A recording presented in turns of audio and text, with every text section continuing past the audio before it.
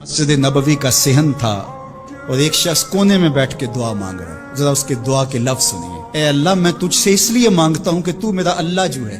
मेरे वालिद गिरामी फरमाते थे कि बेटा बाप से कहे कि अब्बा जी मैं आपसे इसलिए मांग रहा हूँ कि आप मेरे अब्बू जो हैं। बाप को अपना वजूद बेच के भी देना पड़ा तो उसकी डिमांड पूरी करेगा।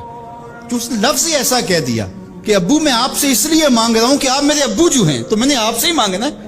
तो बंदा क्या कह रहा है? अल्लाह मैं तुझसे इसलिए मांग रहा हूँ कि तू मेरा अल्लाह जो है, तेरे अलावा कोई है भी तो नहीं, तू एक ही है, वाहिद है, और कोई है ही नहीं जिस दर पे जाऊं, कोई दहलीज ही नहीं है जहां झोली फैलाऊं।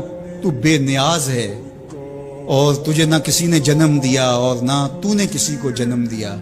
मालिक मैं तेरे हुजूर दुआ कर रहा हूँ। ये वो दुआ कर रहा था कि मेरे हुजूर ने सुन ली। तो एक सहाबी को फरमाया कि ये जो दुआ कर रहा है, जो मांगेगा अल्लाह अता करेगा। इसने मांगा ही इस ढब से है, इस ढब से है।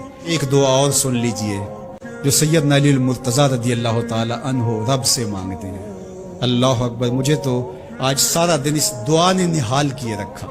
ये दुआ मांगते हैं तो अजीब कैफियत होती है। ए जल्दी राजी हो जाने वाले, छेती मान जाने वाले, उसे माफ कर दे जिसके पास दुआ के अलावा सहारा ही कोई नहीं, जिसके पास दुआ के अलावा कुछ है ही नहीं जो पेश कर सके। इल्तिजा ही कर सकता है, तरला ही कर सकता है, मिन्नत ही कर सकता है। मिन्नतों और तरलों के अलावा जिसके पास कुछ नहीं है, ए जल्दी मान जाने वाले उसकी मग़फ़रत कर दे, उसको बख्श दे। अल्लाह अकबर। तो वो करीम है, वो कहता है मेरे दर पे आओ तो सही, कोई तलब तो करे।